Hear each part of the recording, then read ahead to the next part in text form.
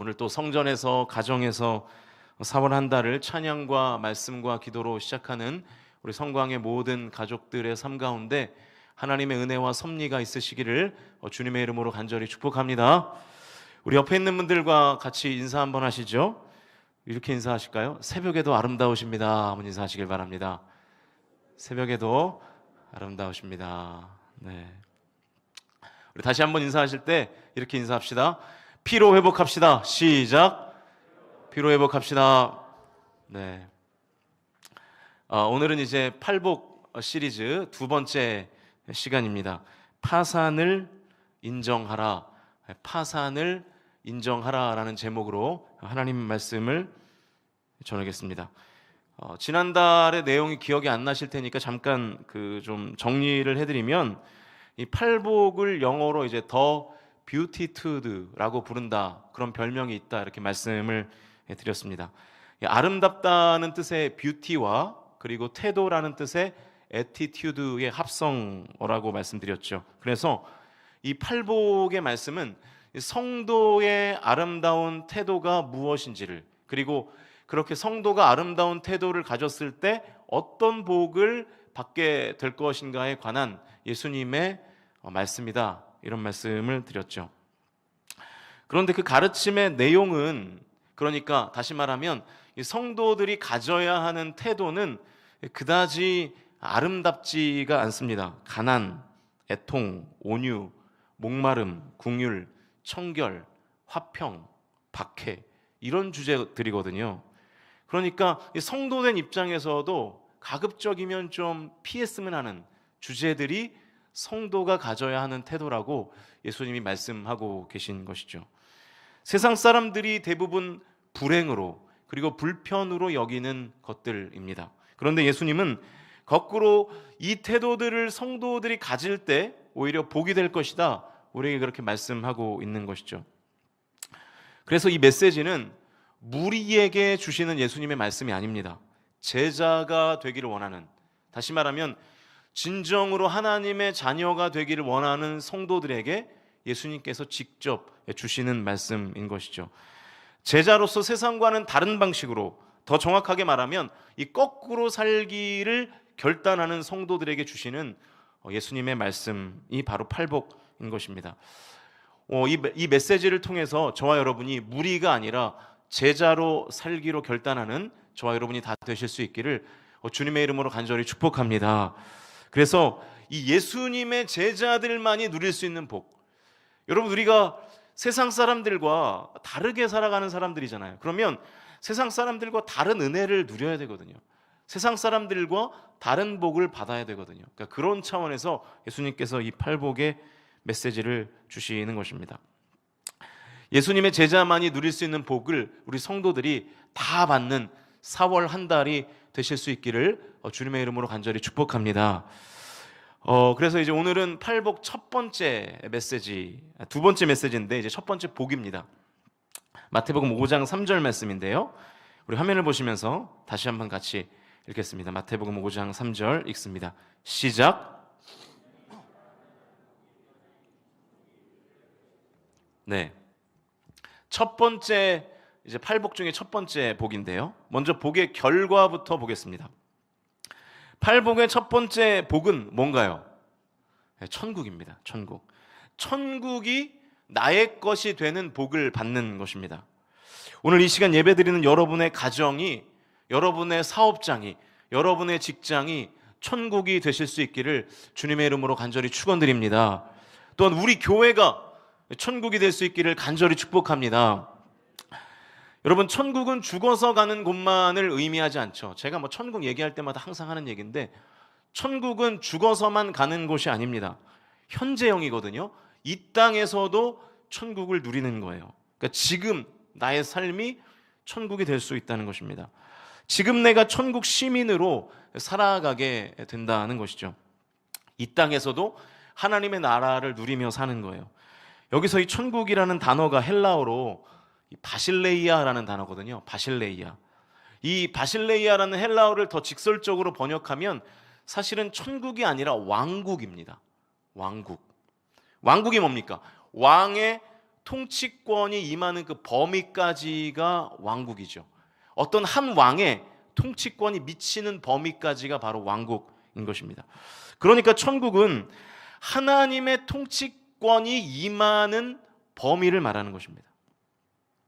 하나님의 통치권에 한계가 있어서 거기까지만 하나님의 통치권이 미치는 것이 아니라 하나님이 거기까지만, 하나님이 그 한계선까지만, 그 경계선까지만 통치권을 행사하시겠다 말씀하시는 범위인 것입니다. 하나님 나라라는 범위 안에서만 하나님께서 통치권을 행사하시고 나머지 범위에 대해서는 하나님이 행사를 하지 못하시는 것이 아니라 행사를 하지 않으시는 거예요. I don't care, 그냥 내버려 두시는 거예요.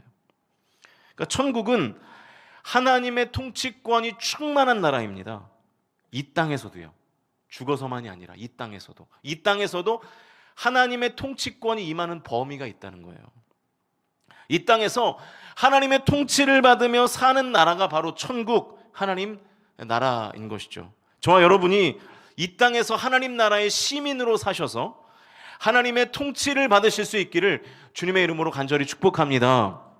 그러면 누가 하나님의 통치를 받나요? 하나님의 통치가 복의 결과라면 그 복을 받기 위한 조건이 있어야 되겠죠. 그게 5장 3절에 나와 있는데 다시 한번 같이 읽겠습니다. 마태복음 5장 3절 읽습니다. 시작. 네, 복의 결과는 천국이고요. 복의 조건은 뭘까요? 심령이 가난한 자죠. 심령이 가난한 자라는 조건이 충족되어야 천국이 나의 소유, 다시 말하면 하나님의 통치가, 하나님의 일하심이 내 삶 가운데 임하게 되는 것입니다. 반대로 말하면 내가 심령이 가난한 자가 되지 못하면 천국을 못 누리는 거예요. 내 삶 가운데 하나님의 통치가 임하지 않는 거예요. 내 삶 가운데 하나님의 일하심이 나타나지 않아요. 내가 심령이 가난한 자가 되지 않으면. 교회를 다녀도 하나님의 통치를 경험하며 사는 사람들이 있고요. 교회를 다녀도 하나님의 통치가 임하지 않는 삶을 살 수도 있습니다. 교회를 다니지만 하나님의 일하심이 내 삶 가운데 전혀 없는 거예요. 이 조건을 충족하지 못하면 우리는 천국을 누리지 못합니다. 하나님의 통치를 못 받는 거예요. 심령이 가난한 자가 되지 못하면 이 땅에서도 천국을 못 누리고 우리가 죽어서 가는 천국이 나의 소유가 되지 못하는 것입니다. 그러면 어떻게 심령이 가난한 자가 될 수 있는지를 알아야 되겠죠. 좀 이제 단어를 좀 분석하면 좋을 것 같은데, 이 심령이라는 단어는 아마 좀 들어보셨을 단어입니다. 푸뉴마라는 이제 헬라어거든요. 푸뉴마 워십이라는 찬양팀이 있었죠. 가난은 이 푸토코스라는 단어입니다. 이 성경에서 보통 가난은 두 가지의 헬라어로 표현을 하거든요. 첫 번째는 제가 좀 전에 말씀드렸던 이 푸토코스라는 단어고요. 두 번째로는 이제 페네스라는 단어를 쓰기도 합니다. 이 푸토코스는 완전히 파산된 상태로서의 가난이에요. 그러니까 도무지 나의 힘으로는 이 가난을 극복할 수 없는 정도의 가난. 그러니까 굳이 비유를 하자면 지금 저 아프리카에 있는 그 진짜 한 끼도 해결하지 못하는, 더러운 물을 마실 수밖에 없는, 해외에 원조가 들어오지 않으면 도무지 살아갈 수 없는 저 아프리카의 난민 같은 그 사람들이 처해 있는 그 가난, 그 정도의 가난이 오늘 본문에서 말하는 이 푸토코스, 헬라어 푸토코스가 말하는 가난입니다. 회복 불능의 가난, 내가 스스로 회복할 수 없는 가난, 절대적인 가난이죠. 반면에 이 페네스는 상대적인 가난입니다. 가난하긴 한데 의식주 자체를 못하는 건 아니에요. 그러니까 절대적인 가난이 아니라 내가 저 사람과 비교해 봤을 때 상대적으로 가난한 거예요. 그러니까 남들은 다 나이키 신는데 나는 나이스를 신는 거예요. 네, 뭐 이해를 못 하시는 것 같은데, 네. 남들은 다 샤넬을 들고 다니는데 나는 이제 짝퉁 채널 이런 거 이제 들고 다니는 거죠. 남들은 다 하와이 여행을 다니는데 나는 돈이 없어서 지금은 폐장했지만 이제 부곡 하와이밖에 갈 수 없는, 그런 게 이 페네스의 가난입니다. 그런데 오늘 본문에서 말하는 이 푸토코스는 완전히 파산된 상태로서의 가난을 말하는 거예요. 도무지 내 힘으로는 살아갈 수 없는 정도의 상태의 가난. 이런 성도가 천국을 누린다는 거예요. 천국 누리기가 쉽지 않겠죠? 이런 성도가 천국이 내 것이 된다는 거예요. 이런 성도가 하나님의 통치권이라는 그 영역, 그 범위 안에 있는 성도가 될 것이고, 그래서 하나님의 통치를 누리며 하나님의 일하심을 누리며 사는 성도가 된다는 것입니다. 여러분, 왜냐하면요, 완전히 파산된 사람은 자기가 자기 스스로를 구원할 수 없기 때문입니다. 그렇기 때문에 전적으로 나 외에 다른 존재를 의지하게 되어 있어요. 도무지 나에게는 소망이 없는 거예요.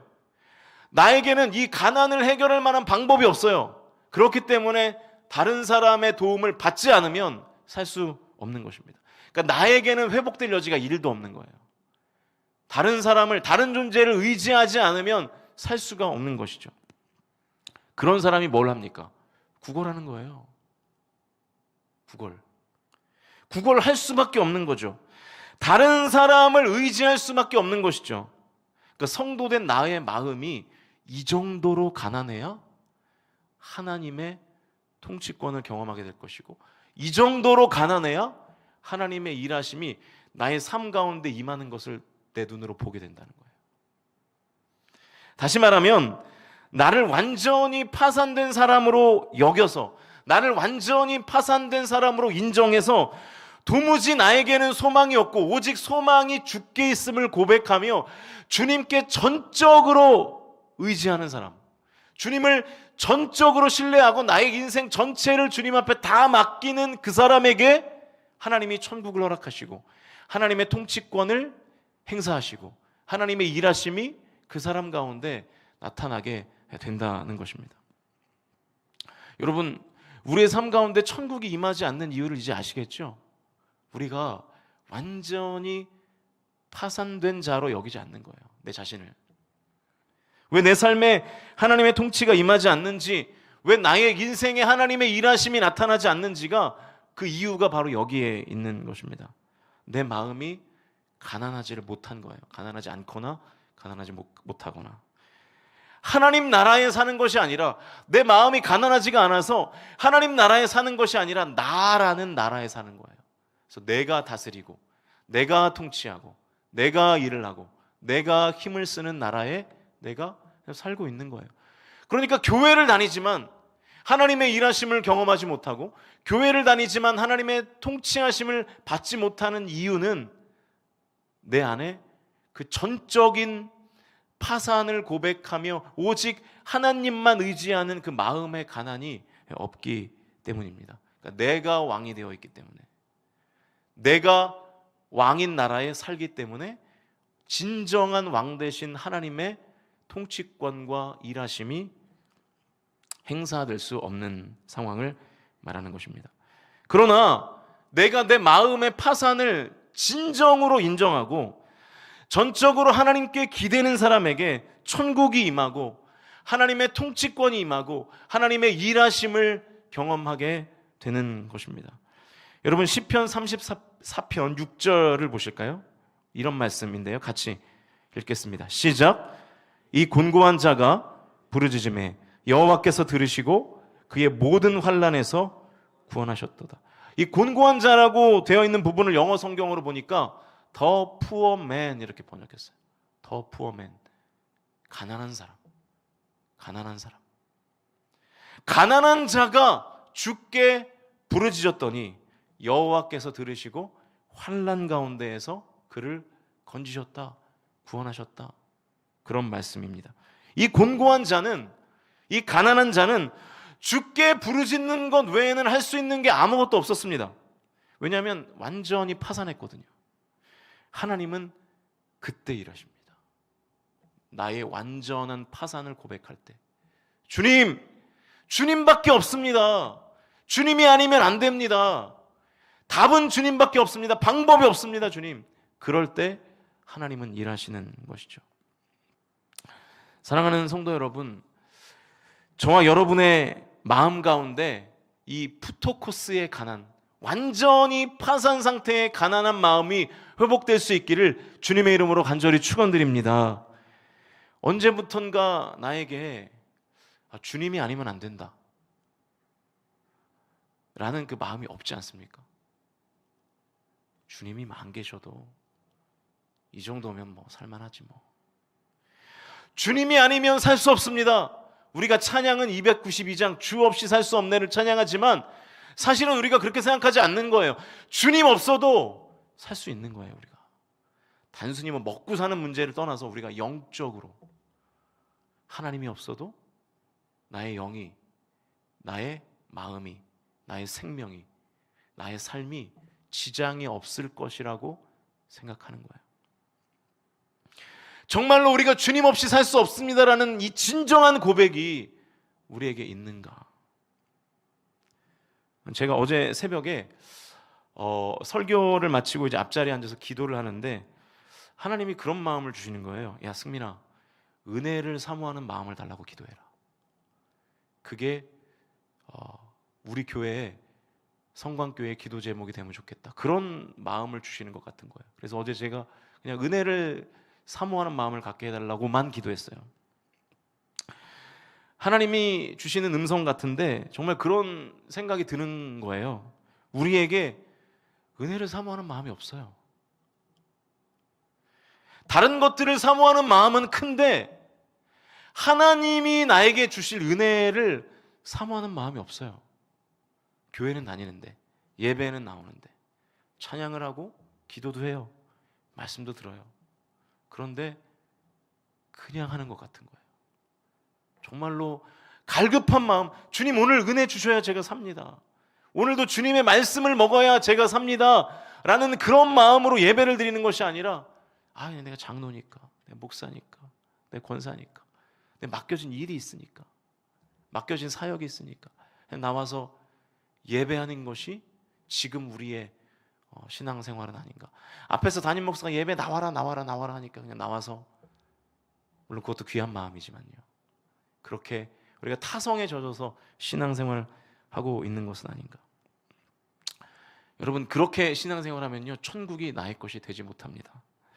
하나님의 통치를 못 받고, 더 정확하게 말하면 하나님의 통치를 내가 거부하며 사는 꼴이 되는 거예요. 나에게 그럴 의도가 없다 할지라도. 하나님이 그런 우리를, 그런 성광 공동체를 안타까워 하시는 것이 아닌가라는 생각이 듭니다. 사랑하는 여러분, 저와 여러분이 이 메시지를 듣고 가난한 마음을 회복하실 수 있기를 진심으로 축복합니다. 우리 안에 정말 주님의 은혜가 아니면 목마른 사슴이 시냇물을 찾듯이 내 영혼이 주를 찾아 갈급해하는, 전 정확히 모르겠는데 이 사슴이 지나치게 목이 마르면 이 식도가 붓는다면서요. 맞는지 모르겠어요. 어디서 그런 얘기를 들었던 것 같아요. 그러니까 목마른 사슴이 진짜로 너무 갈증이 심하면은 죽는 거예요. 그래서 물을 찾아 나서는 거예요. 그런 심정이 우리에게 있는가? 이 고백이 주님이 아니면 살 수 없습니다. 주님이 아니면 제가 영적으로 건강할 수 없습니다. 주님이 아니면 심지어 제가 먹고 살 수 없습니다 라는 고백이 있는가 하는 것이죠.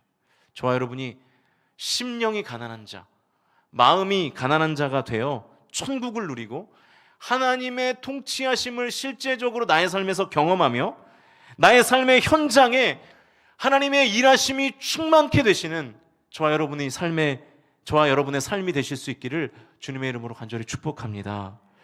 여러분의 4월이, 여러분의 봄이 하나님의 나라를 누리고 하나님의 통치권이 임하고 하나님의 역사가 나타나는 4월이 되실 수 있기를 주님의 이름으로 간절히 축원드립니다.